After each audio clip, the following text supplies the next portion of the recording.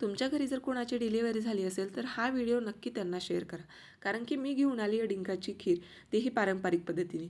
काय करायचं, तूप टाकायचं, त्याच्यामध्ये डिंक टाकून चांगला तळून घ्यायचा खरपूस असा आणि मिक्सरमधून बारीक करून घ्यायचा. डायरेक्ट डिंक जर आपण शिजवला ना तर खूप जास्त चिटकतो. हे असं केल्यामुळे अजिबात चिटकणार नाही.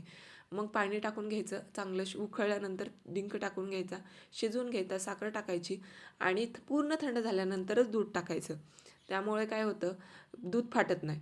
आणि खास म्हणजे ना, हिवाळ्यामध्ये ही डिंकाची खीर खूप जास्त प्रमाणात खाल्ली जाते आणि स्पेशली डिलेवरीमध्ये झालेल्या बायकांना तर खूप जास्त दिली जाते. कारण की कंबरदुखी, सांधेदुखी, परत पाठदुखी ह्याच्यासाठी खूप जास्त फायदेशीर आहे. थकवा देखील कमी करतात आणि हिवाळ्यामध्ये खाल्ल्याने लहान असो मोठे असो सगळ्यांसाठीच ही फायदेशीर असते हिवाळ्यामध्ये. त्यामुळे सगळे जे खाऊ शकतात. असंच पारंपरिक आणि हेल्दी रेसिपीसाठी आपल्या चॅनलला नक्की फॉलो करा. थँक्यू. Bye bye.